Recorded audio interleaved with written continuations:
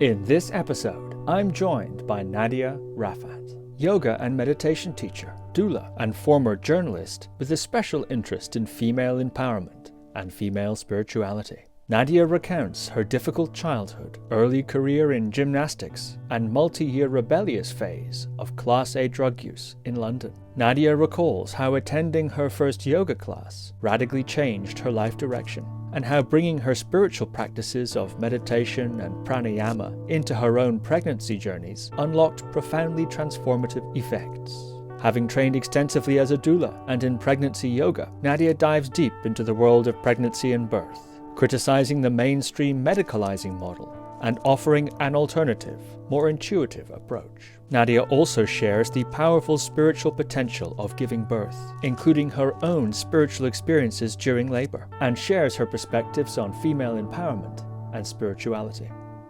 So without further ado, Nadia Rafaat. Nadia Rafaat, welcome to the podcast. Thank you. Well, I'm very delighted to be talking with you today, Nadia. In our emails leading up to this conversation, you wrote something very fascinating. Childbirth is a fascinating area where mystery and medicine converge, and the terrain of the female body becomes the ground upon which this battle plays out. So interesting. And you have a lot of experience in this field. I'm not going to say any more about it. I'll let you talk about that.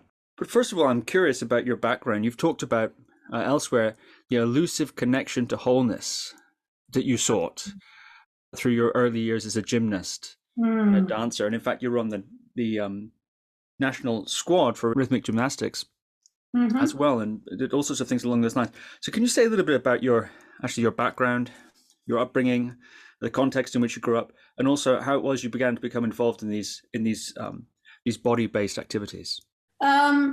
Sure. So I had quite a difficult upbringing, and I was quite contained and closed in as a child, and I found and young woman, teenage girl, and I found my outlet through movement and also through writing, through the written word. So from an early age, because my name is Nadia, I'm actually half Egyptian, but I decided that I was named after Komnendi, the Romanian gymnast. So as a young child, I went to the library, got out books on Komnendi, and taught myself gymnastics, and appealed to my mum to take me to a gymnastics club. She finally got round to it when I was 12 years old, which was a bit late. But the head coach saw that I was passionate about gym and said, well, you're too old for artistic gymnastics, but we're just starting up this new style of gymnastics called rhythmic gymnastics, and why don't you try out for that? So I tried out for that and got a place on the club squad. And it filled my life for the next 4 or 5 years, totally and completely, training 5 days a week. I was just nuts about it. It's movement based. So, and I was really drawn towards free movement. I could feel myself. I could express myself through movement. And they were the happiest years of my young life, and they really carried me through my early teens. And it was only when I was, I think, 16, and a combination of my mother being in hospital for 6 months and my Egyptian father, who disapproved of his daughter running around in a leotard, refused to pay the fees. Plus, I started to go out and become rebellious, that it all ended. But it formed the foundation of, what would later become yoga, when I discovered yoga post-university. Very interesting. I'm curious, when you say you had a difficult upbringing and you were very insular, can you say a little bit more about that? Well, one of the things actually, because I was thinking about why I have taken the path that I've taken, and I'm half Egyptian and I'm half Irish. So my mother was a lapsed Catholic and my father was a lapsed Muslim, but neither of them were into the religious doctrines that they kind of inherited or were born into. And I went to a Church of England school, but I didn't have a great relationship with my father by any stretch. And it was during my time at this Church of England school that I met what would be a key figure, I think, and just being in this church. I got very involved in the church. I sang in the choir. I went to Sunday school, not because I had to, because I wanted to. I took myself there. And the vicar of the church, one Father Robeson, just to me was the kindest man. And I think I had a bit of a father crush on him. But he really touched me and moved me in a certain, in a certain way, not taking that the wrong way, obviously. And I think I was affected in a very positive way, again, formative years, by my time at this church, and really inspired by this man. And, I can remember kind of over the years going to Christmas services and listening to him, and just hearing his words and feeling his intent. He was a really, really devout, compassionate, loving human being. And I think I was affected. My spirituality began back there as a young girl, and it then merged with my movement, because I could transcend myself, through free movement. So those two strains, and then I kind of expressed myself through poetry. So I had all these, and I still have all these strains alive in me today. So I do feel very, very blessed in many ways that I kind of found my callings very early on, and they carried me, through some difficult years. I'm also very curious about this rebellion, the rebellious phase. What happened there? Well, I kind of spent many years. Again, I don't regret any of it, but I was a bit of a wild teenager. Took a load of drugs, and got lost, and enjoyed being lost as well. And when I reflect back on that time, I can see that I was escaping my mind. All of these things were about getting away from the self that, for whatever reason, I didn't feel comfortable with being in. So the drugs were another way of escaping and transcending myself. But I loved, I was very aware at the time, because I was with lots of people and we were all taking drugs. And people were taking drugs for different reasons. Some people were taking drugs to have a little bit of fun. Some people were taking drugs because they made them feel better. I was taking drugs because I wanted to see what would happen the more I took, and how far I could go. And and again, I had some amazing moments of insight about myself and my relationship with myself. But I also lost my job, and had had some difficult moments, had many difficult moments during that time.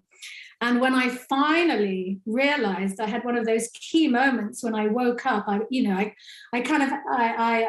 was a bit of a wild teenager. I got my act together.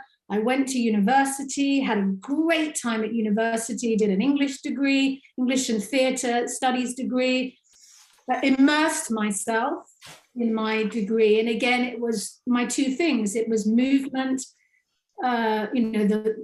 movement in drama rather than the spoken word. And then, of course, poetry and the romantic poets, of course, they're talking about lifting the veil. There I was again. And also doing Orientalism and looking at the effect of Buddhism and these traditional stories on English literature. So I was on the same path. I didn't really realize, but I was on the same path. And I finished my degree and it was, okay, it's time to come back to London. And I came back to London and I went out with some of my old friends and I was so bored. I'd kind of, I'd moved away and I was sitting in this nightclub feeling really, really bored. And I was about to go home and somebody said, "Oh, Nadia, don't go. Here, take this." Popped a pill in my mouth. And that was the beginning of the second wave that, lasted for 5 years. I kind of just went off for 5 years. And at the end of those 5 years, I had one of those moments that I think lots of people have when they wake up and they say, there's got to be more to life than this, and that was the key moment. And then and that was it. I kind of shut down the whole program. I was with a boyfriend, I left him, I moved out of the flat that we were sharing that was in my name. And it was the beginning of the millennium. It was 1999. I went to Brazil with my family. And it was a clean line in the sand and I never looked back. Thinking of the time period there, 90s, late 90s there, your wild phase, second wave. Rave culture in the UK. Rave scene, that's what I was thinking, yeah. So ecstasy, very popular. Was that the main drug you were taking at that time, or what other drugs were you using to explore the limits of your experience? Yeah, no, it was, I did lots of ecstasy and I tried acid a few times. And then unfortunately, the second time round, there was cocaine as well. So, mixing, lots of drugs. And the only drug that I really feel is ugly is cocaine. It's a dark, ugly drug. And I know, of course, there's a lot of interest in psychedelics right now, but I didn't really have much experience with psychedelics, and I found actually marijuana was the strongest for me. My mind could not cope with it, so it was mainly class A's. What do you think of this psychedelic renaissance that's happening? Fascinating. I find it fascinating. My drug days are definitely long gone, and I am much more interested in my own clear mind. But I do find it interesting. I'm an interested observer. For example, I know a lot of people who have taken ayahuasca, and it's changed them. They have visions, and it's very interesting. I don't feel, like I said, my days are done. I don't feel called to go down that path, but I think it's very interesting, and I'm really glad that it's being explored. It was shut down in the 70s. So now it's being opened up again. But of course, like anything, people get lost. There's a shadow side.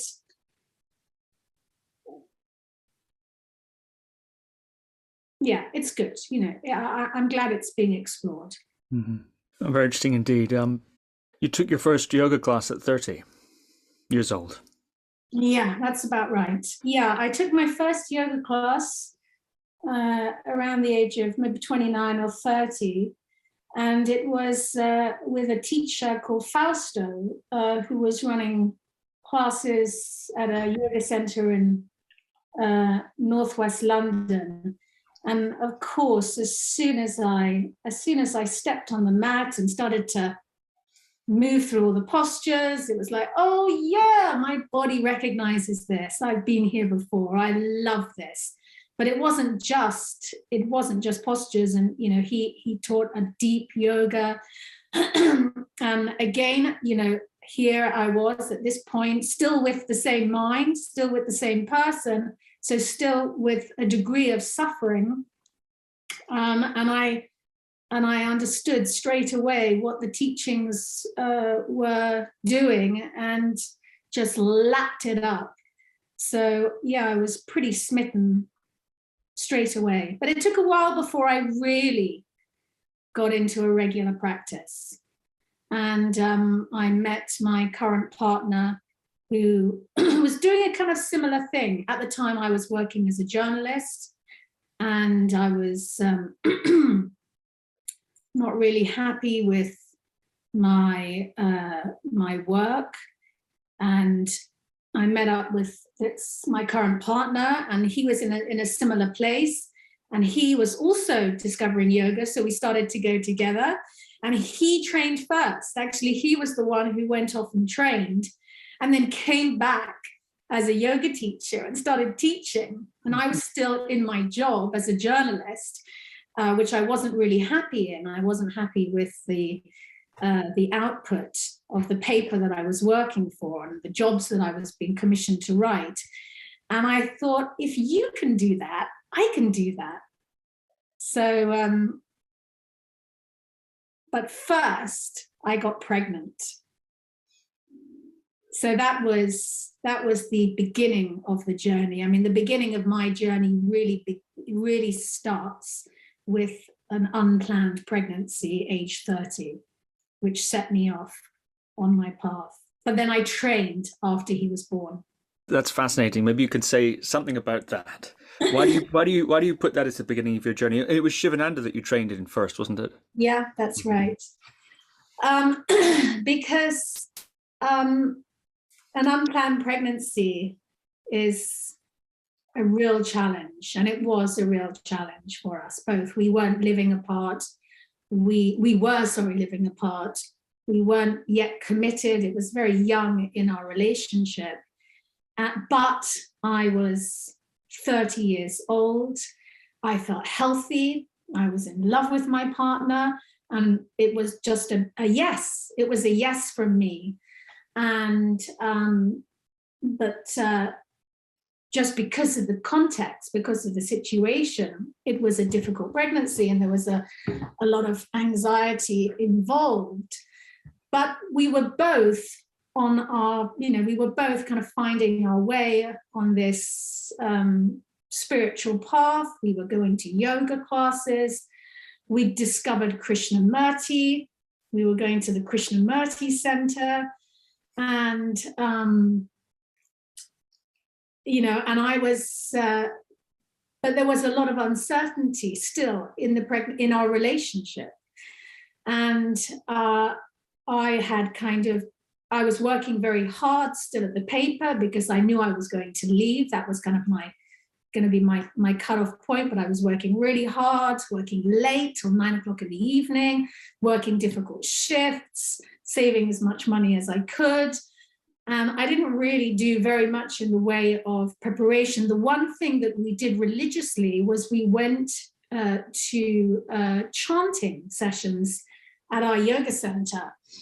And that was joyful for me because as we spent the evening chanting these beautiful chants, Shri Ram, Jai Ram, really beautiful chants, I could feel that it was great for my pregnancy. I could feel that it was so great for my body and for the baby as well. But that I wasn't really doing very much pregnancy yoga. I tried to find a yoga class with, there were very few teachers around at that time, but there was this teacher called Lolly Sturck, who was quite well known, and I was trying to find a class with her, but I couldn't really find one. I got the Active Birth book, which had just been written or had been written sometime before, but it was still this key book by Janet Velasquez, who founded the Active Birth movement. And and then I booked us a retreat. It was the end of the year, and I booked my partner and I a retreat a New Year retreat at the Krishnamurti Center. And for various reasons, my partner decided not to go. And I was 37 weeks pregnant. And I took myself along on my own to this retreat. And I really felt that I needed it. I wanted to clear my head. It was a line in the sand. You know, I just stopped working. I was about to become a mother. Everything was still up in the air. I took myself along to this retreat. And I was having a lovely time by myself. And I went for a walk, and I walked for miles. It was a bright winter's morning. And I walked so far, I was so tired. I didn't have the energy to walk back. So I hitched a lift back to the center. I knew that I was safe with a big bump. And I stayed up all that night writing. I was writing this children's story, which one day I will finish and give to my son, about these two characters called Wobble and Spike. And I was Spike and my partner was Wobble because my partner suffered from acute anxiety. And that was one of the reasons the pregnancy had been so difficult, because he was really suffering. And I was Spike because I was all closed down. And I stayed up writing this story till about 2 o'clock in the morning. And I now look back in retrospect and I see that I was behaving in a very unusual way, slightly manic way. And it was the night before I went into labor. So I woke up the next morning at 6 a.m. in labor with surges coming. And of course I was on my own and slightly panicked. And at the Krishnamurti Center, they had a table where you could sit in silence to eat your breakfast. So I thought, I'll just go and sit at this table because I can't quite cope with chit chat. So I'm just going to sit here alone and just see what's happening with my body. And, you know, the surges were building. They were becoming more and more progressive. And I must have looked quite alarmed because somebody came over, a woman came to sit with me. She said, "Are you okay?" And I said, "Actually, I think I'm in labor. And I'm not really sure what I should do." So she was an angel. And she said, "Look, I think, you know, you probably need to get home." And we went, and when we told the facilitators, you know, what was going on, they were so excited. "Oh, there's a baby coming through at the Krishnamurti Center. How wonderful." And so after a few hours, I got myself together, and this lovely lady, she came with me in the taxi, and we got to the station, but then there were no trains. And I'm having now really quite strong surges, you know, they're coming every 7 minutes or so. And at which point I panicked and I called my mum. I said, "What shall I do?" And she said, "Just call an ambulance," because I was booked in to give birth in a West London hospital, and I'm out in Hampshire.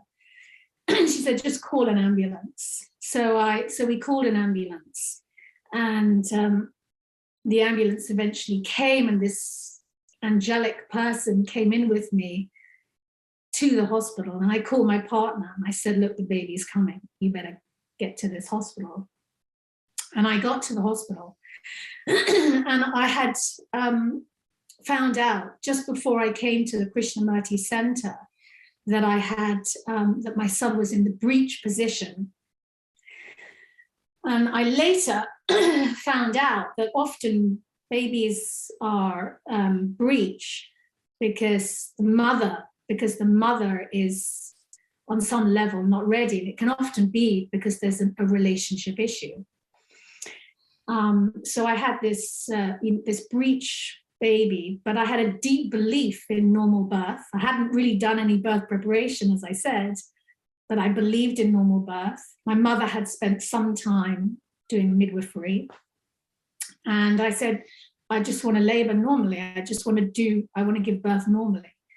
And so I spent the day on my own in this hospital in Hampshire, laboring, not able to cope, no skills, suffering, doing my best, but with no support, because it took my partner, many hours to get there.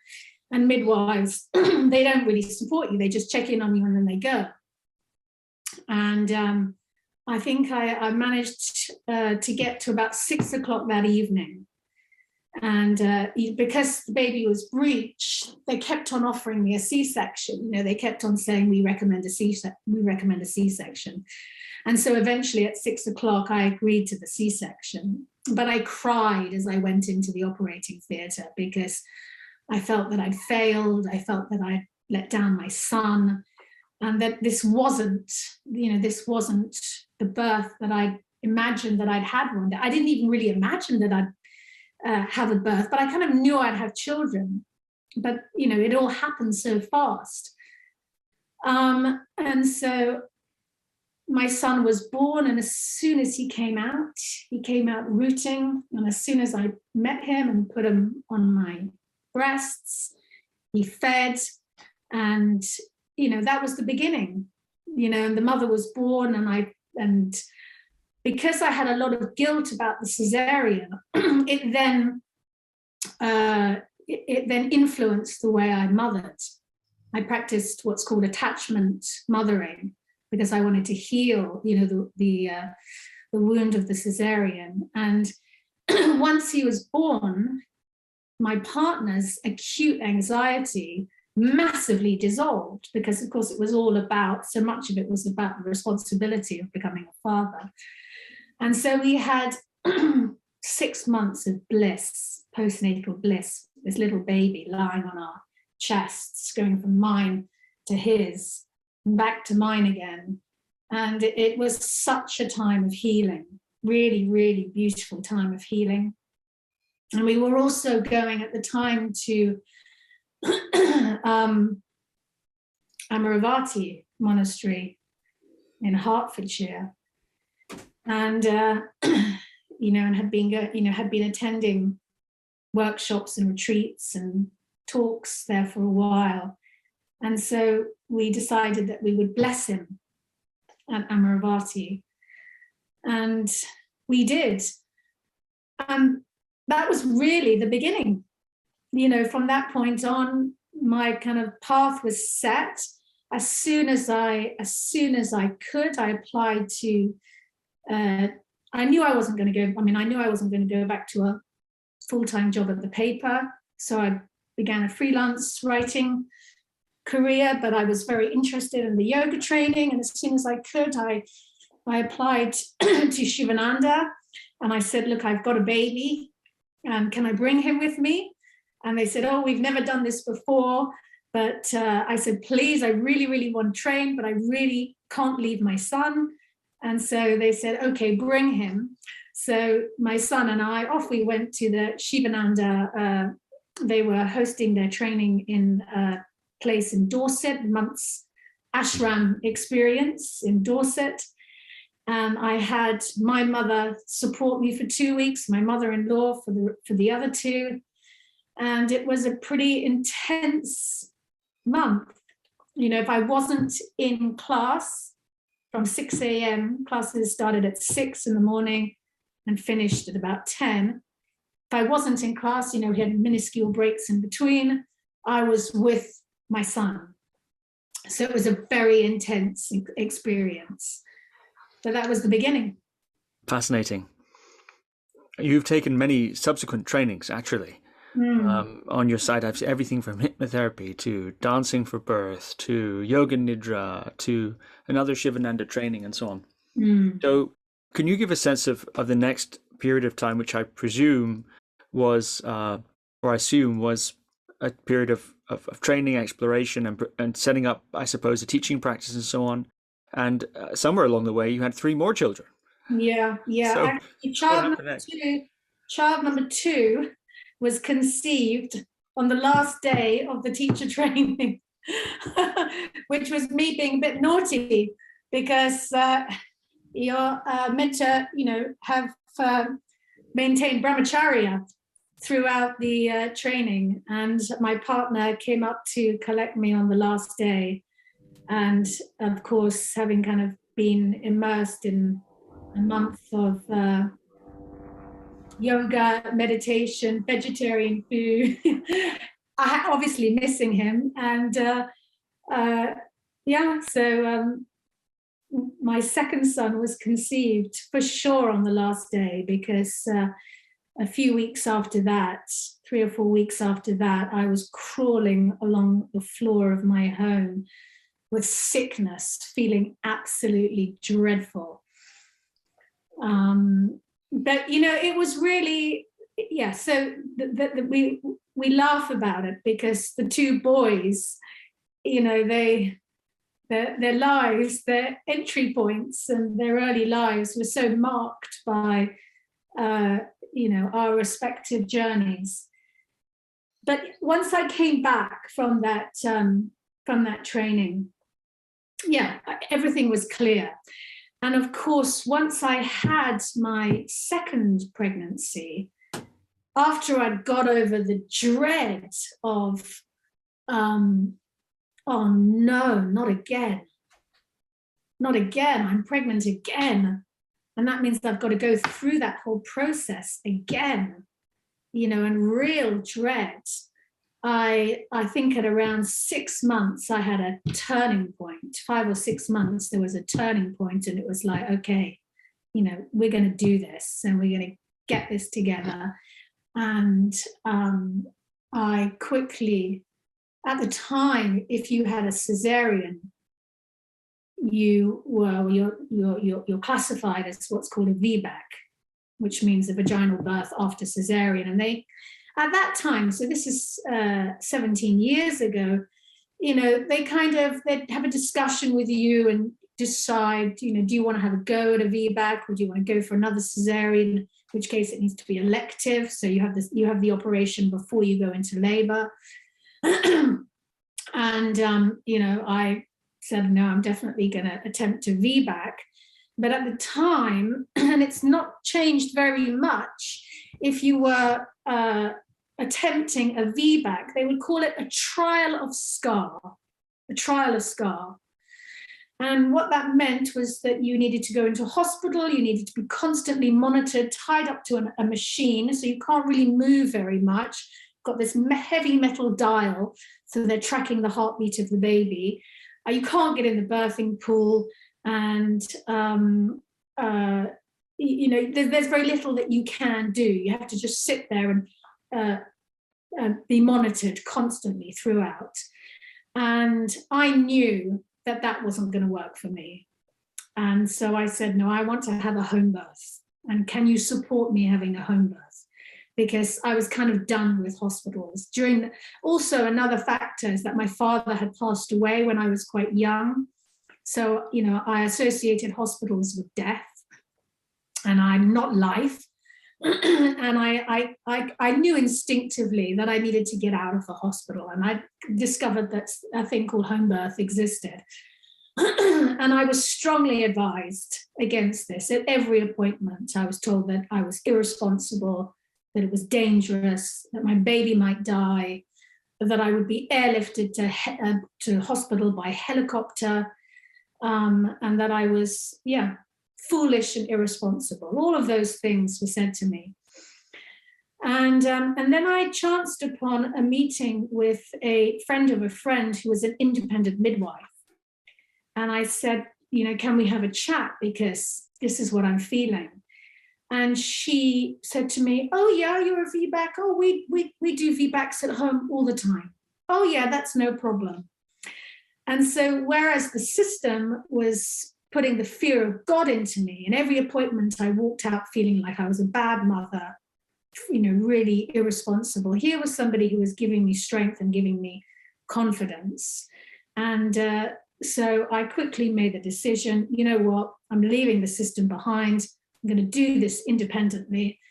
And that's what I did. And I was really lucky, because I surrounded myself with 4 strong, independent women who deeply believed in birth. my independent midwife introduced me to a hypnotherapy for birth was just beginning. She introduced me to a woman who was practicing hypnobirthing. I found this incredible pregnancy yoga teacher called Ingrid Lewis, and she just gave me strength. You can do this. Of course you can do this. Because as a VBAC, you don't have confidence in your body because you failed the first time. So there isn't that innate trust in the body. And I prepared for the birth in every possible way that I could. And I had the most beautiful home birth with no dramas, nothing scary happening at all. My son was born, my second son was born. And from that point onwards, I would say I was a bit of a zealot at that point, because I saw very clearly that there was a real mismatch here between what we were being told and what was the truth. And so I think with my second child, through maybe 12 weeks old, as soon as he was old enough, maybe 4 months, I signed up to my first pregnancy yoga training. And that was with a lady called Francoise Freedman, who is an incredible person and teacher and the founder of Birthlight, which is an international training program. And I remember her looking at me disapprovingly, because there I was with another training, another baby. She said, you should be at home. But I said, no, I need to do this training. I need to do it now. I've got my baby, let's go. And yeah, so from that point on, really, it was pregnancy all the way. But as you've seen from my website, because I love yoga, I love the practice, I kept on kind of doing trainings and studying traditional yoga. And then I would go to any workshop that I was at, and I went to many over the years, and I'd attend and say, yes, but how is this relevant to pregnancy? How can I use this to support pregnancy? So that was really, the beginning of years of training. I'm so many different practices, as you've seen, both in traditional yoga, and I studied Scaravelli, Donna Fari. When she started to teach internationally, I went to all of her workshops. I looked more broadly. I began to really explore as well meditation, and although that came slightly later. And then, of course, I went deeply into pregnancy as much as I could. And then I trained to become a doula soon afterwards as well. And, I'm still today a practicing doula. So, of course, that's right there in the field, watching and learning about birth. You've talked about a combination of yoga, free dance, and mindfulness as sort of your, I suppose, ideal preparation package. So I can see these threads coming together now in your story. Perhaps before we go into the birth more specifically, could you say something about the meditation side then? And then perhaps we'll circle back, because I think then talking about your investigations into pregnancy and birth and all the various different trainings and experiences you had there, I think perhaps leads us down a road also towards what you've called female empowerment and female spirituality. So I'm really interested in that in particular. But for the sake of completeness, could we say something about your meditation interests and training before we circle back? Yeah, so it began with the monastery in Hertfordshire, Theravada Amaravati monastery in Hertfordshire. And what I did in my freelance career as a journalist, once I'd left the paper, what I did was take myself off on all sorts of adventures, and I would get commissions to write about them. So I'd try out lots of different practices, and I was already attending Amaravati with my partner Angus, and we'd go and listen to beautiful talks with Ajahn Sumedho, who is the head there at Amaravati, and he is an incredible teacher, and he is widely sought after, and has a huge following, not just local to the monastery. And so I thought, I'm going to go and do a retreat.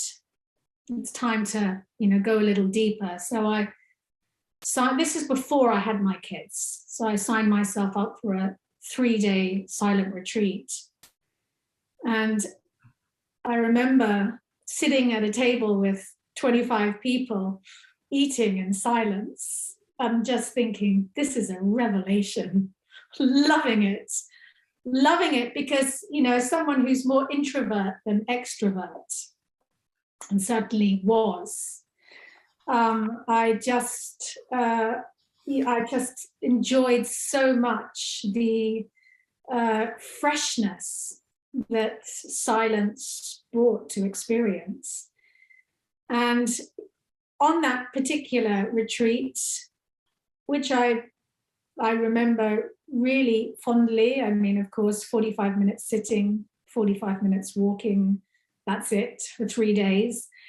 I really sat with my mind and discovered, that my mind will just latch onto anything in order to think something. And I can remember, having some hilarious thoughts, what is that about? Where does that come from?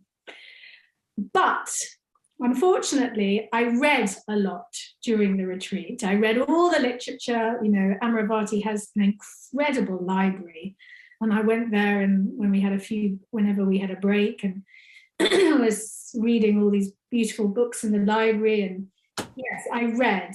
So of course my mind stayed stimulated, but I really enjoyed the experience. And when I came back to London and arrived at King's Cross Station, which I'm sure it was shocking, because even though my mind had been stimulated, still in comparison to, I had moments, of course, of stillness, and the experience was generally a very still experience, a quiet experience. So coming back to King's Cross Station was pretty trippy. And and so that was the first time that I did a silent retreat. And then the second time I did one, sometime later, this time the retreat leader, suggested that we don't read. No reading at bedtime, no reading of pamphlets about the retreat, just no reading. And so I did that, and the experience was massively different and deep, periods of real stillness. So I had those types of experiences. And then, of course, all the Dharma talks. And, one of the talks that I remember with Ajahn, words that landed were, somebody had asked a question about pathways. And he said that, there wasn't necessarily a need for a path, but that some people need paths. There didn't need to be a path. It's all around us.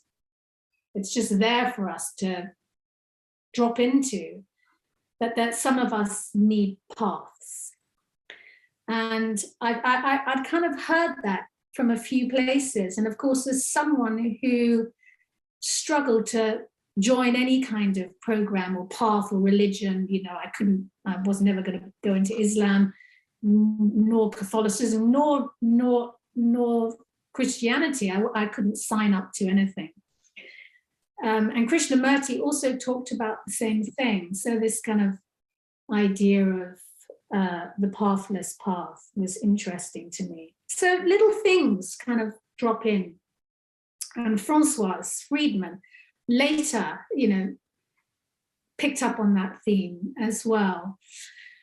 So I suppose threads were being woven together in my experience, touching into this place beyond thought, a place of stillness, a place of connection. And these experiences just became more tangible. And of course, through the yoga tradition, you have the 8 limbs of yoga. It's another path. And so through the yoga, the yoga trainings and the yoga tradition, of course, we're on this path. And in the yoga tradition, of course, you have your asana, it's limb number 3, followed by pranayama. And then you have pratyahara, it's the beginning of stillness. And I really noticed that the meditations that I experienced after yoga were deep and empty. My mind was empty. Whereas if I went along to a session whether it was at Amaravati, or when I went through a phase of attending the Shambhala Center and doing their program as well. And that was interesting because they teach meditation with the eyes open. So I found that quite interesting. But whenever I attended these trainings or these workshops, I came across my mind. I'd sit and there was my mind, because I had done no practice. It wasn't embodied, or I hadn't stilled the energy through the practice and through the breath work. So there were they seemed like 2 very different pathways. One was where you meet the mind and you witness the mind, and so you see yourself, you see your habits, you see your filters. And the other was about really emptying the mind through movement, through breath work, and then finding, a stillness, yoga. And so those, and I do feel that they are equally valuable and equally interesting. And it was then that I discovered mindfulness, and I started to I did the 8-week MBSR, all the John Kabat-Zinn stuff that exploded everywhere. What is that, a decade ago, maybe more? So I started looking into mindfulness. And because, of course, I'm a mum, I found the Noetic Society, and Cassandra, I forget her second name, she had written this book, Mindfulness for Mothers. So I did her course, read her book, got very excited. And so I started to offer my own Mindfulness for Mother circles, because I was doing loads of postnatal work as well, all the postnatal yoga I trained in. And so I started to offer Mindfulness for Mother circles. And, that was really, really interesting and really, really supportive, because mothering is really hard work. It's really challenging. And then when I became pregnant for the 3rd time, I now was interested in the mind in pregnancy and the mind in childbirth. And so that was a fascinating journey, because I was much more attentive. Yoga is very much, even though theoretically and ultimately yoga is about the body and the mind, but certainly in pregnancy at that time, it's very, it's a body practice. It's asanas, it's pranayama, and the pranayama was very focused on breathing through labor. And there was no discussion about the mind.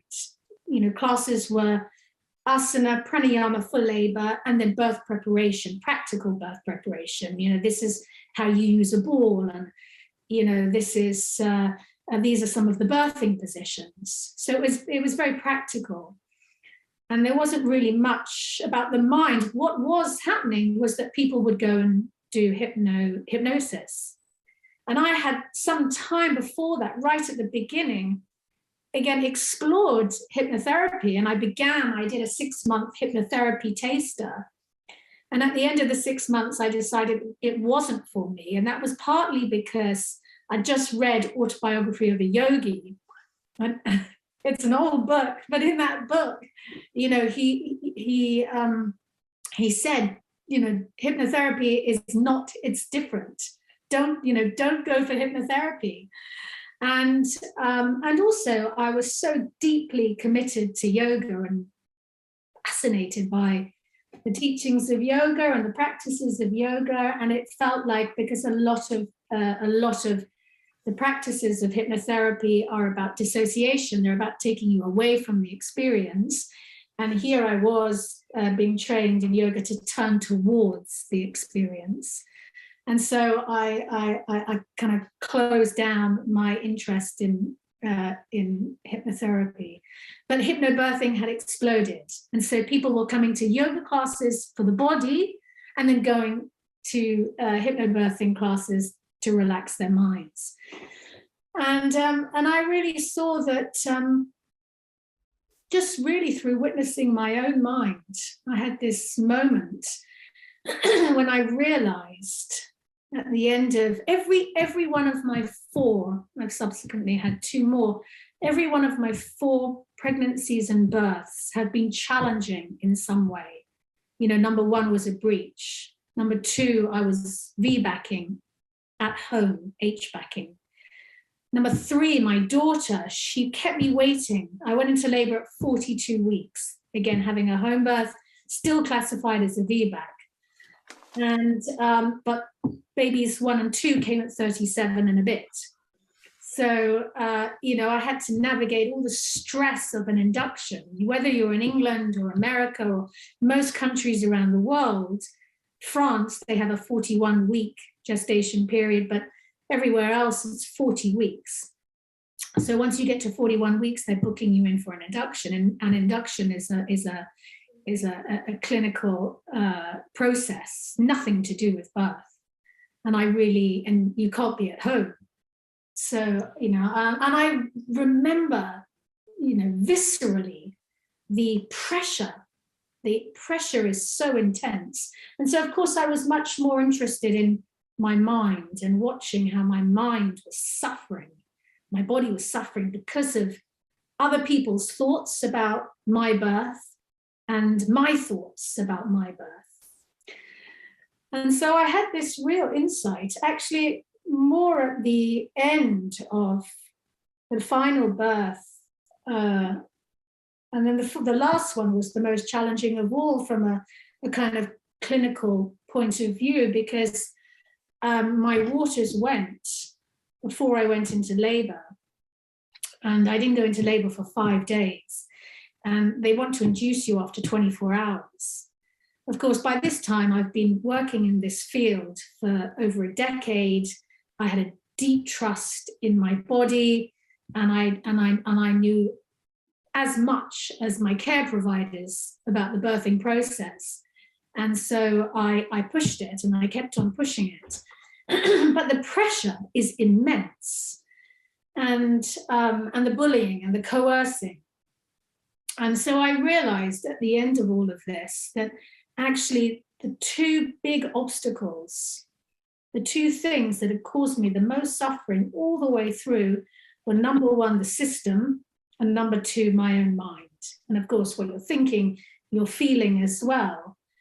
But I really saw that my mind and the mind is the source, because we believe our thoughts. unless we learn otherwise. So yeah, that was really the journey into mindfulness and bringing mindfulness to childbirth preparation. Wow, that's quite a journey. Amazing. I'm wondering if we might talk a bit now about your work around pregnancy and birth and so on, and the field in general. Actually, why is there such a, you've been describing almost a kind of adversarial approach almost. You're using words like bullying and pressure and this sort of thing. What's going on? Can you give something of a, I don't know, a historical context for how this is all unfolded and what it is that people like yourself and doulas and other this sort of newer wave, I suppose, of professionals in this field are doing? Can you give a sense of that? When did it become this kind of adversarial, and why did it become this kind of adversarial thing? Good question. You know, it's to really understand the issues in childbirth, you kind of have to go right back to the beginning, because traditionally, of course, childbirth has been the domain of women. It's been women's work. Midwives are ancient. They're transglobal. I mean, a global history of childbirth is more or less, a female history. And midwives were very much spiritual as well. There was a spiritual dimension to midwifery. You know, they worked with herbs. They opened the windows to let bad spirits out. Women were supported by family members. Men were usually sent off. And it was really, you know, the beginning of clinical birthing kind of coincides with industrialism and, this view of the body as a machine. And when I think the first instrument was forceps, the first instrument to come into childbirth was forceps, and the man who invented them said that, you know, only he could be there, and then he only trained men to handle forceps. Doctors were trained to use forceps, and then wealthy women would bring in doctors to be there with their forceps just in case, because childbirth has always been dangerous, and it always will be dangerous. It's an inherently uncontrollable process, even today, even in 2022, with all our tech and all our machines. And that was really the beginning. And then, of course, more instruments were developed, and more doctors were trained. And then the church registered midwives. And then, of course, you had the transition from home to units that were, again, midwife-led. But at some point, there was a decision that childbirth would be safer in hospital. And there's this incredible story that this study was done. Is childbirth going to be safer in hospital? And the study was done, and the conclusion was yes, that childbirth would be safer in hospital. I forget the details around the study, but the decision was made that childbirth would be moved into hospital, and midwives who had always been separate, there was a separate practice, then became woven in to medicine, but hierarchically, therefore, beneath doctors. So therefore answering to obstetricians. Of course, you had the advent of obstetrics. And childbirth moved into hospital. And then sometime later, and a statistician, a female statistician, decided to look into this study. And she looked deeply into the study, And she found out that actually they were wrong, and that statistically childbirth was safer at home. And she went to all the key medical journals and associations, and she said, look, I've done this research, and actually this is the correct research, and birth is safer at home. And of course nobody listened to her, and I think her results weren't published till about 10 years later, by which point hospital birth had been normalized. And I think it was only, I mean, for example, you know, my father was a doctor and my mother was a nurse, senior nurse, who'd done a little bit of midwifery. And I was born in the 70s. And at the time, you know, she wanted an obstetrician. She wanted a clinical birth. And I can remember when I was a journalist, it was the advent of the cesarean section. And I can remember reading articles by obstetricians heralding this incredible operation and why I'm going to be giving birth by cesarean section. And then, of course, you had the too posh to push phenomenon. But, you might have to disambiguate that term for the non-British okay. listeners.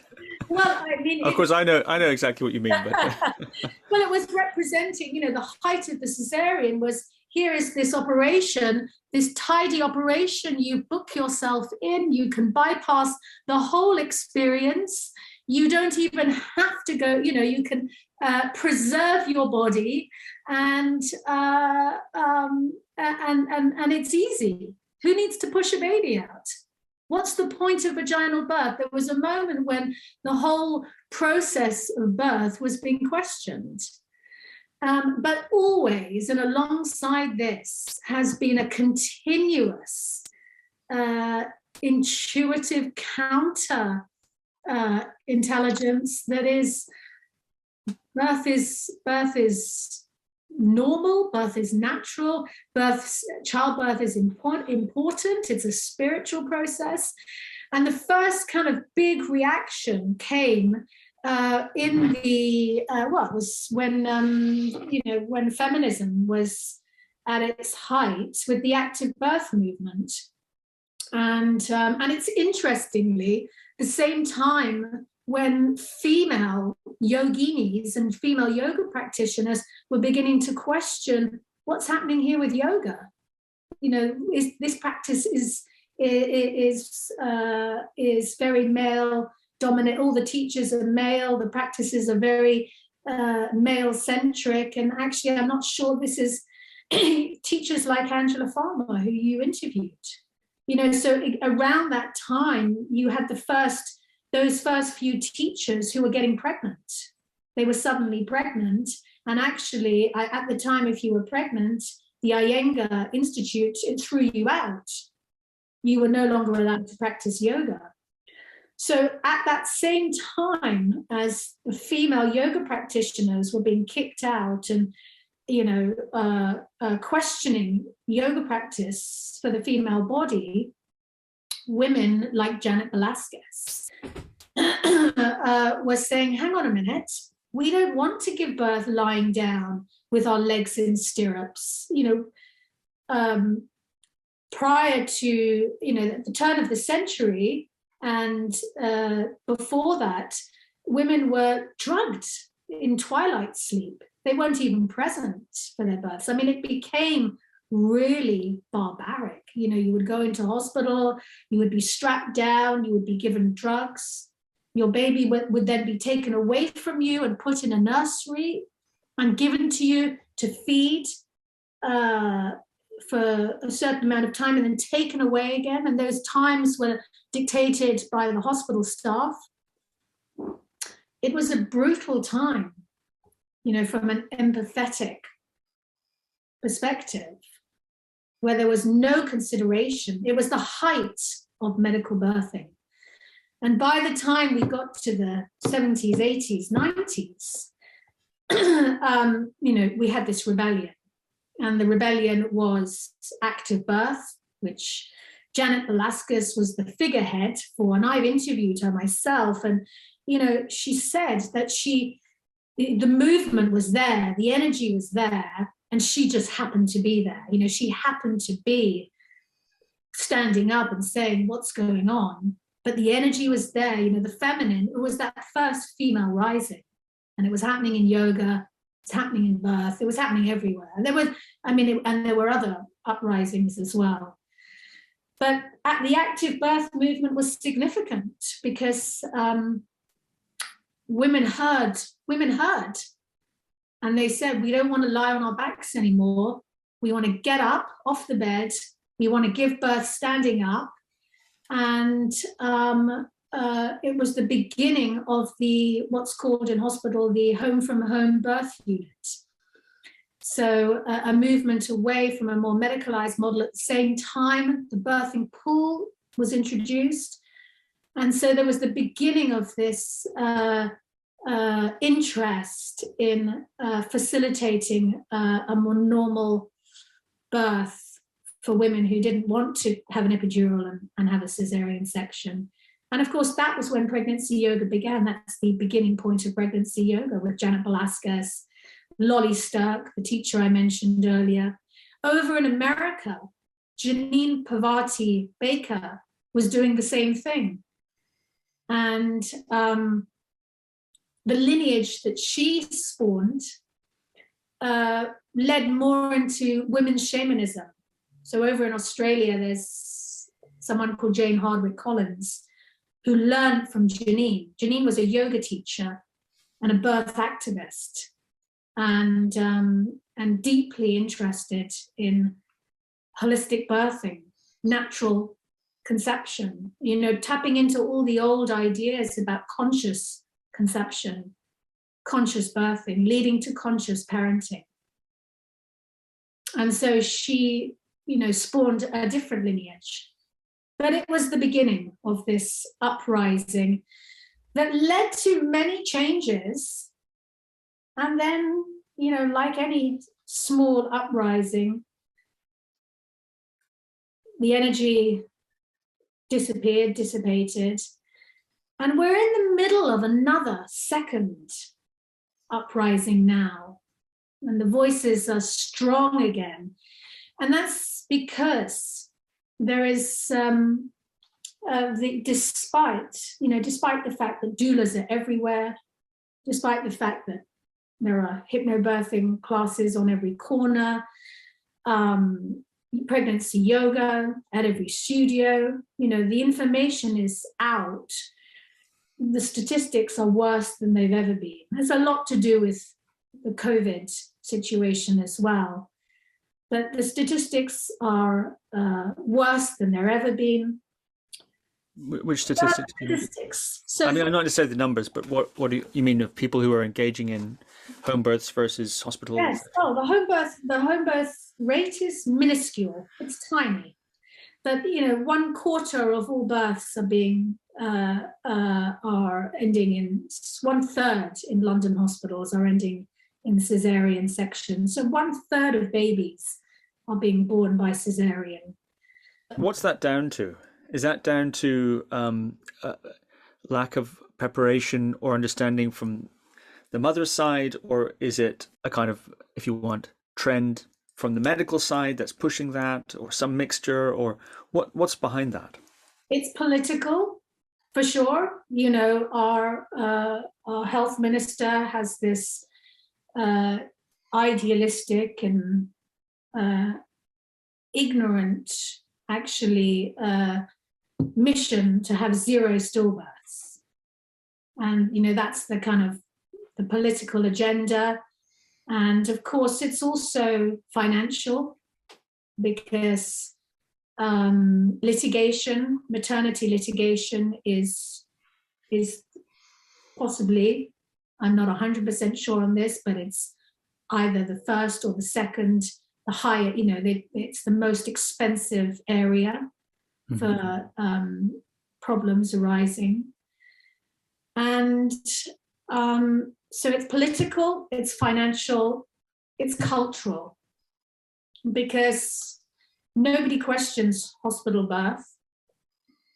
And it's cultural. Look what's on television at the moment. I mean, I haven't actually watched it, but primetime BBC is a program that totally and utterly misrepresents birth. This is going to hurt. It's been widely criticized by the birthing community. Whenever anyone thinks of childbirth, you know, they're not in a home, they're not at a lovely home, they're in a hospital, there's usually screaming, there's drama, and the medics save the day. That's the common, and it's much worse in America. Actually, in England, we're one of the most progressive countries around. It's worse in Europe, it's dreadful in America.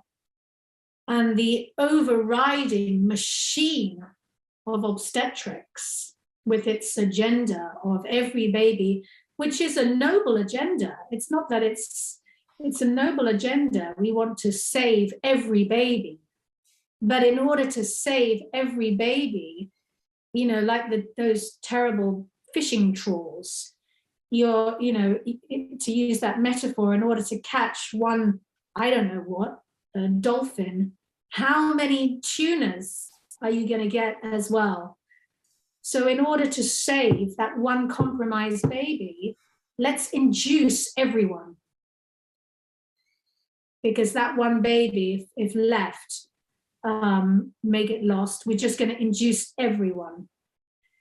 And, you know, we'll monitor as many people as possible. And you're really uncomfortable, we'll have some pain relief, because actually we're really short-staffed and it's easier to manage when people are not requiring support. You know, the industry is in crisis. You know, there are no midwives training. The last few years have been a real struggle for midwives. That, you know, and lots of those parallel staffing units. You know, they work ridiculous shifts. They're poorly paid. And there's a real culture of, you know, you toe the line. I mean, management and layers of management, layer upon layer of management. And somewhere in the midst of that, you've got a young mother, much like I was when I was 30, having the peak experience of her life. You know, it's the biggest for those first-time mothers coming through, early 30s. They have not suffered. The majority of them have not really suffered. And they have to go through this incredible experience. It can be so incredible, so beautiful, so life-transforming. I mean, it is whichever pathway you take. But the system's not interested in that one individual story. You know, the system has 400,000 babies to birth each year. It's one size fits all. And so you've got this, you know, you've got this structure that is with guidelines and protocols decided by people in suits and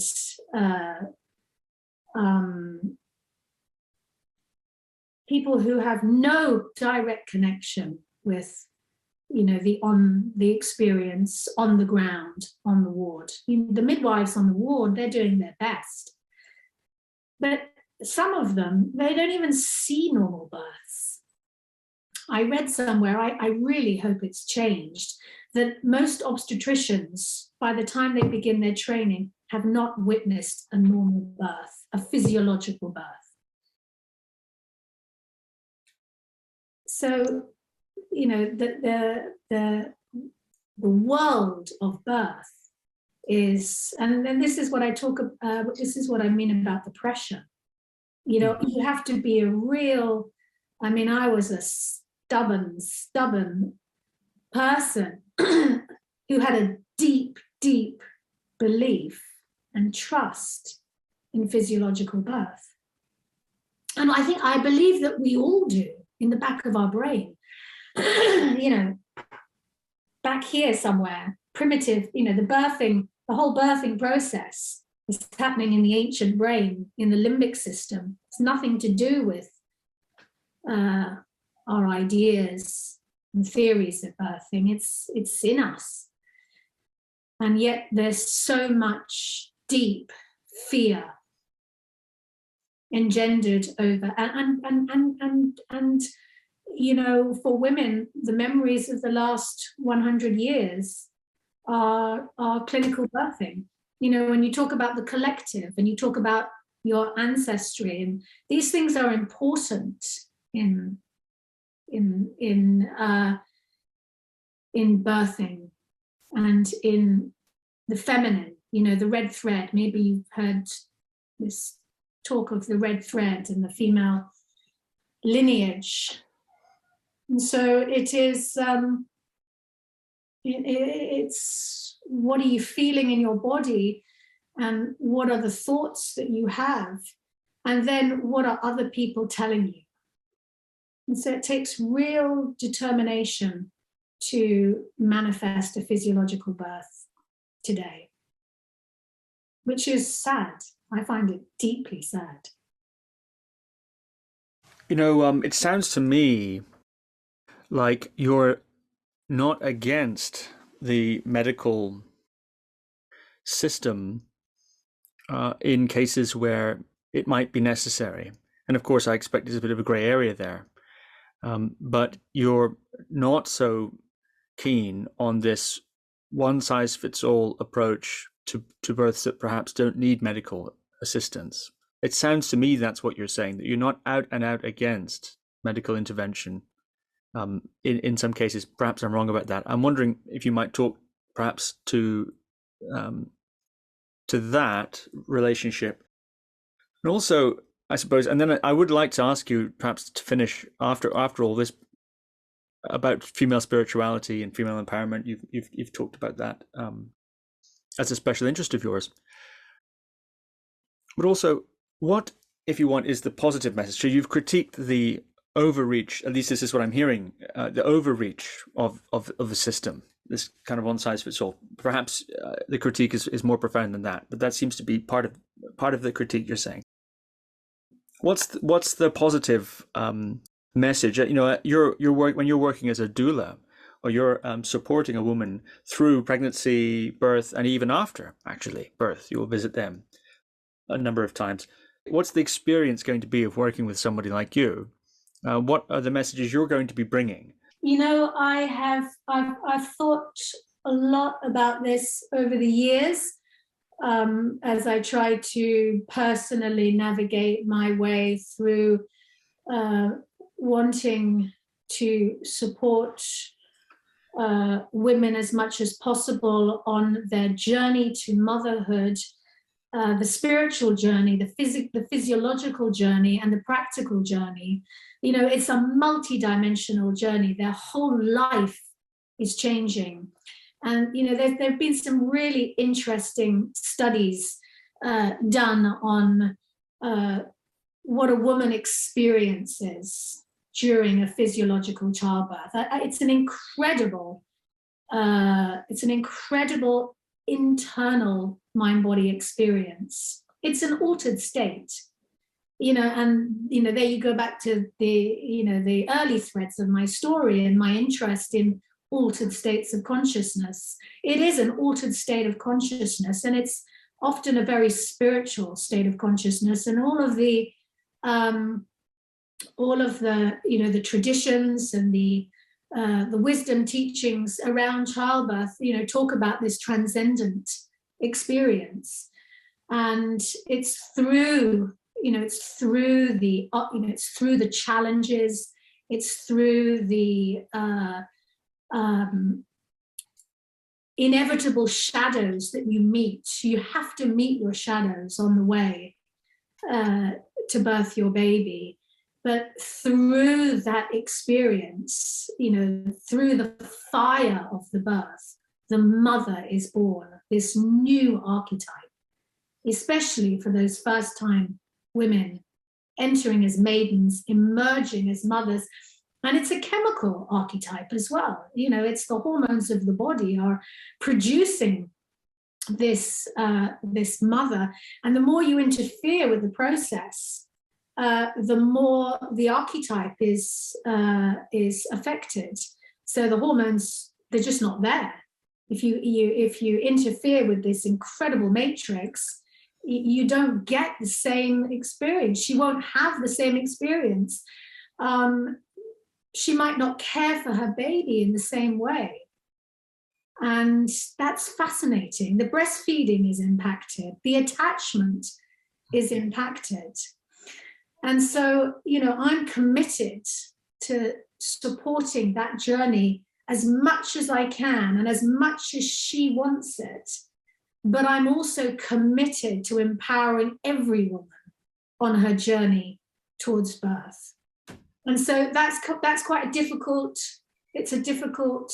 path to walk. And so you have to, if you want to have a physiological birth, you've really got to, there's a lot that you have to do. It's not an easy thing, as I said. So there's a lot of commitment that's there. We didn't talk about the free birthing movement. That's a new phenomenon. And it's expressing, free birthing means, of course, outside the system altogether. And it's expressing this deep need for women to regain their autonomy and disassociate from this clinical, mechanical, and inevitably technical. It's soon to become technical. I mean, the machines are, they're being negotiated and designed right now and they'll be in birthing as well. And, women are trying to find their independence away from that. So that's the free birthing movement. And personally, I'm deeply committed to physiological birth. I like to say I work for Mother Nature. I don't work for the NHS. Nadia, don't let me misconstrue your critique then of the system. My understanding of what you were saying was that you didn't like the overreach, but perhaps I'm minimizing your critique. Perhaps you're against it entirely. That's why I invited you to correct me if I was wrong with what I was hearing. So, yeah. No, it's kind of a little bit between the two. I'm definitely committed to physiological birth, but there's a place and a need for intervention. And when it's needed, thank God it's there. Thank God it's there. We're all deeply grateful for medical interventions when they're needed. Personally, for me, I don't think I don't believe that childbirth even belongs in hospital unless there are complications, in which case those women should be in hospital. So that's the separation point. So I've got to the point now where I'm a real advocate for home birth. If you've got no problems and you want a physiological birth, let's bring childbirth back home where it belongs, out of the medical establishment. Is that going to happen? Probably not. Many trusts are even closing down their home birth units. It's all centralization at the moment. Which is deeply frustrating, but I have full respect for the medical establishment and for obstetrics. But unfortunately, obstetrics has monopolized childbirth. So, that's my position. Sorry, what was your second question? You were actually describing it just perfectly. It was to do with what you advocate, essentially, and what you're doing in your work. What's the message that you're bringing when you're supporting a mother-to-be? What are you telling her, and what are the counter-narratives that you're offering, etc.? And you've been describing that, actually. Yeah. I mean, at the moment, in recent years, I've moved into teacher training. I'm working with a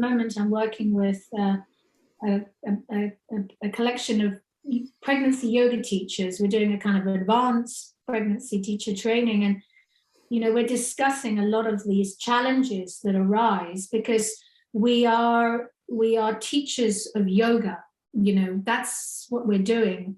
We're bringing the teachings of yoga, the practices of yoga, to the special state of pregnancy. And of course, yoga is about ultimately turning towards experience, opening towards your experience, and aligning yourself with experience. The ultimate expression of physiological birth is, there's a point in the labor, and it's usually during transition. And I've never been with a woman, including myself 4 times, when at that point they haven't said, I don't think I can do this anymore. I don't want to do this. And they'll say all sorts of things. They'll try to get away. They'll ask for pain relief. It's a well-known phenomenon. And it's because it's become really hard. You've got back-to-back 90-second surges. They are so all-consuming. There's no rest. And if you lose your concentration, you suffer, you cry out. And I realized, and it was so wonderful to hear it articulated the other day, but I realized that was the death of ego. Because the person who's saying, I can't do this anymore, it's not the body. The body's doing what it does. The body's in labor. It's the controller. And the controller has been controlling the experience up to that point with their breathing, with their concentration, with all the support. And they've realized that actually they cannot control this anymore. And it's at that point, usually, if they are softly encouraged through that moment with love, with support, that the controller just surrenders. It's like the last surrender. And it is the most incredible moment, because at that point, she becomes the birthing body. It's not the same, because the path of liberation is the path out of the body. The path towards clearing the mind is the path out of the body. This is happening right down at her base chakra. It's embodied. It's fully embodied, but the controller is gone. And for that last part of the deep labor, active labor as it's known in birthing, the body and the vessel are one. But vessel in its really positive sense, rather than vessel in its kind of patriarchal sense of women have to, sublimate themselves for the sake of, their babies. It's something beautiful as opposed to something disempowering. And then, of course, through that, not long after that, the baby starts to come. The second stage begins, and it's a different physiological state again. That is an incredible process. And when women get to experience that, they come through, and there have been studies done on this, many, many interviews of women who've experienced physiological birth, and they come out the other side empowered, feeling incredible, feeling like they can do anything. And that is the legacy of the mother being born. And it's an awesome experience. And for any woman that undergoes that, she never forgets, women never forget their births anyway. You never forget your birth. And, if it's a negative experience, often women carry great sadness and great trauma. There's a lot of women with PTSD now. It's the latest label that's applied to childbirth, and rightly so, because you're incredibly vulnerable in that place. And if you're not being loved and looked after, it's can be a very scary experience. your legs open, naked, utterly exposed. There's a reason, because a woman in that state in childbirth, she's vulnerable. So it can be the most incredible, empowering experience. And of course, it's also, there's so much happening through a physiological birth for the baby as well, on every level. And so that's the message. The message is maternal transformation, maternal empowerment. But then whatever birth you have, we need to support women in that, on that journey. Nadia, why do you do this? You're making this gesture with this transition point, this death of the ego, as you put it, and you're taking your hands up to your head and your forehead and kind of drawing them away like that, almost as if you're sort of parting a veil in front of the face. Why do you associate that gesture with this transition point experience that you're describing? Because it's mind opening. It's opening drawing back the curtains, opening the mind.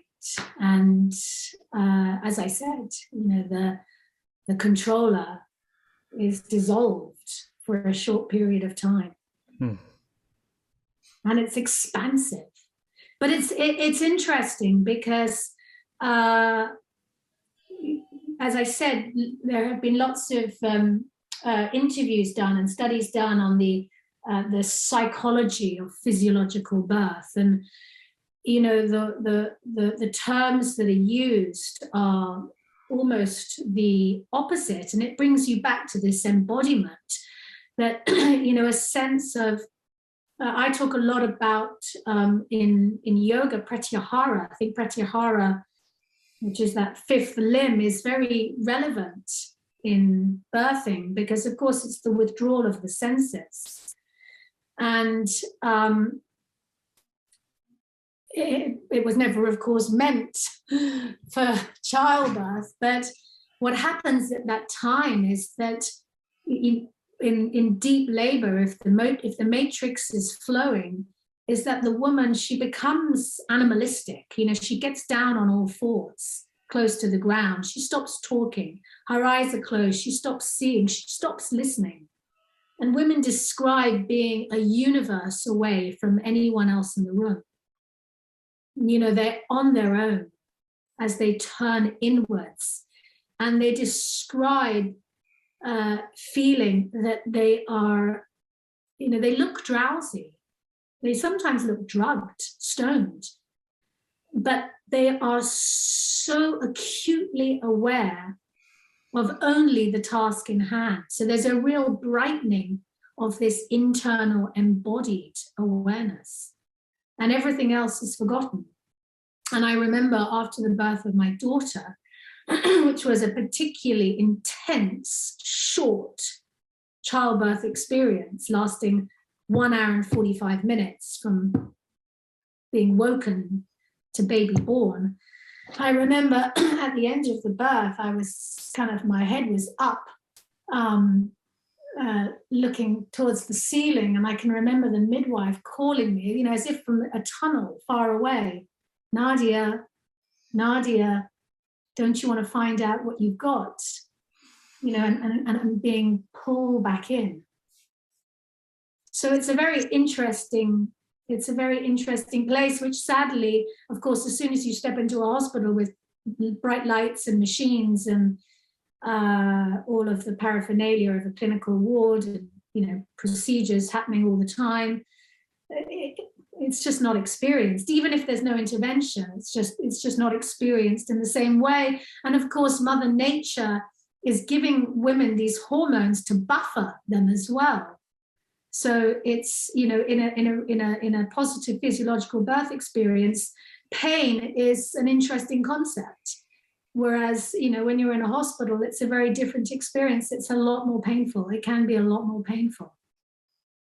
Yeah, this has been so fascinating. I would like to ask you, perhaps to end, about, you've written that you have a special interest in female empowerment and female spirituality, and you're certainly expressing those themes here, but you've also engaged in, you're talking about yoga, Shivananda, Theravada Buddhist practices, etc. Many of these different systems you've explored, and you've talked about people like Angela Farmer, and breaking away from some of those systems.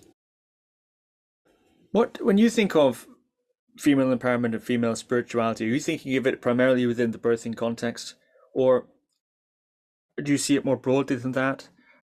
And if so, what can you say about your own, I suppose, journey in that regard, and the understandings that you've gained from exploring these themes? Well, my interest is broader.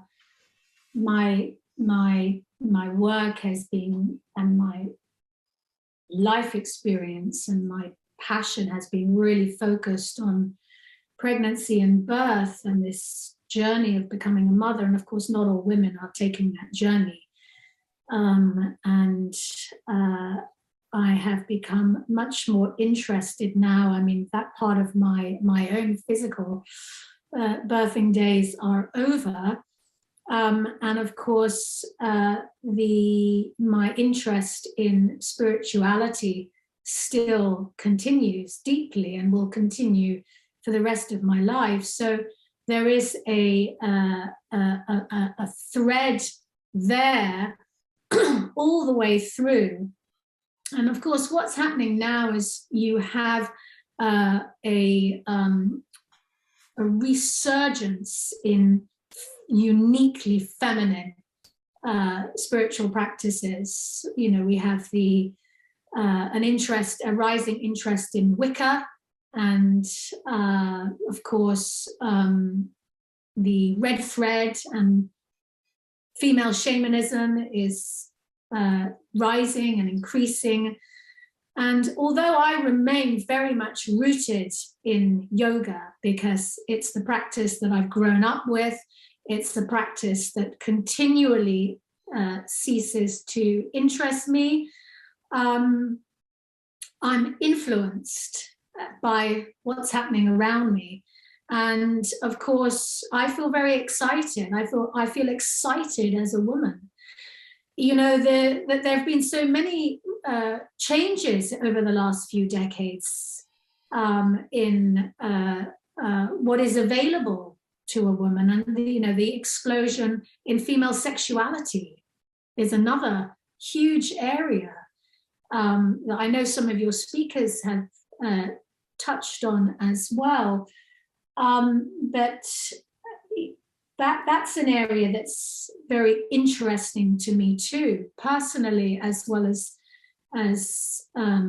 practically. So all of these threads are coming together as women reconnect with their cycles, and so doing also readjust their sexuality. Women are, we've had a lot of teachers and a whole movement re-examining the relationship between the masculine and the feminine. Of course, those relationships are also apparent in the teachings of yoga with Shiva and Shakti and the opposite principles. So, to be a woman it's an interesting time to be a woman. I think women feel very powerful, or feel increasingly. Women certainly who are exploring are perhaps rediscovering their power. And I'm also talking from the vantage point of a 50-year-old, so I'm kind of at a point in my life where I hope I'm coming into my power. But I do feel that, in every way, women are waking up to a remembering of what it means to be a woman on women's terms. I suppose I'm a feminist because I am very much interested in but of course, especially in childbirth, you know, women reclaiming their power. But I'm interested in it sexually. I'm interested in it within the domain of the teachings of yoga. You know, we've inherited this masculine lineage, and yet the majority of practitioners are women. So it's, you know, a reworking and a redeveloping of some of these teachings to reflect the needs of women. But ultimately, you know, I'm an equalist. So I'm also I try to shy away from, you know, the anger that is, for example, in the birthing community. There's a lot of anger and a lot of reactivity, and I understand it. I understand why it's there, but it's not. I don't believe it's the solution in the same way that, you know, the angry, the anger in any area. Anger can be motivating, and I certainly felt angry. I had a lot of anger in me towards the health system and the way that I was dealt with. It upset me deeply, and I felt angry about it. And anger can be motivating, and it's good when it's motivating. But ultimately, you know, we have to find a way to. I don't wish for any woman to have to fight during a time of huge vulnerability, where you know, wherever that is. That might be in the bedroom, or it might be on the labor ward. You know, we have to hold on to, and that's what I meant about being a woman on woman's terms. You know, which is what all of the female spiritualities is bringing back to us. So it's an interesting time to be a woman. It's a good time to be a woman.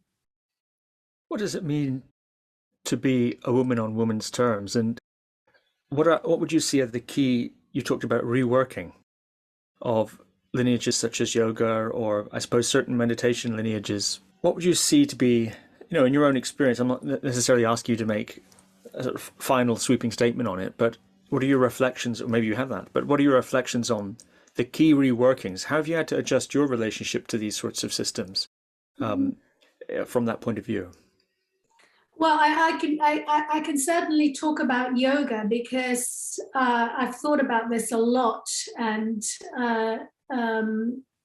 I can see clearly what has been wonderful, for example, in pregnancy yoga, which has seeped through. I mean, it seeps through into all my classes, has been the simple things like the transition from straight lines to curves, from fixed to fluid, and from austerity to a softening and an opening.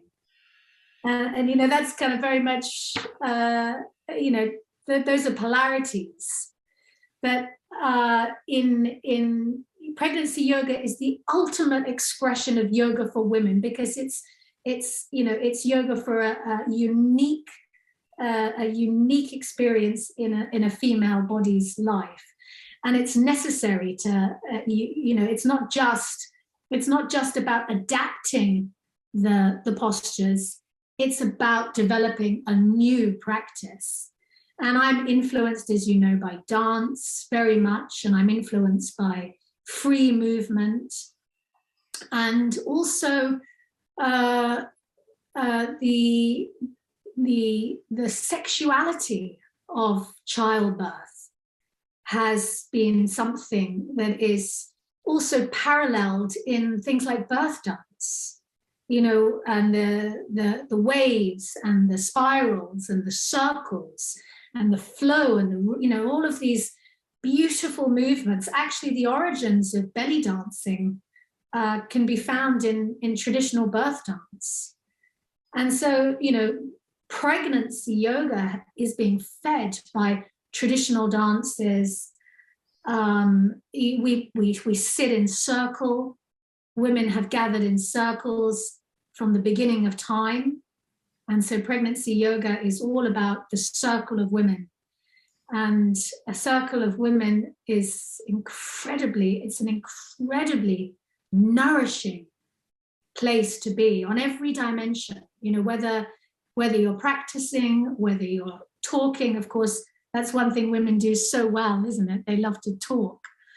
But talking from a place of presence and compassion. And that follows through to the other side. I'm just recently started co-hosting with a doula friend of mine, Erin, co-hosting a maternal wisdom circle. And, it's witnessing and bringing compassion and empathy and meditation and mindfulness to the maternal experience, so that mothers can. It's the same. I mean, the women's circles are everywhere, but mothers can't usually make those, or or they just need. Sometimes they need more supporting, especially new young mothers. So there are lots of ways. Well, Nadia, this has been so fascinating. Where can people find out more about you? Of course, I'll include links to everything in the show notes. But if someone wants to find out more about your work, where can they find you? They can find me via my website, which is my name, nadiarafaat.com. And everything is on there. I'm working with pregnant women in person, but also virtually.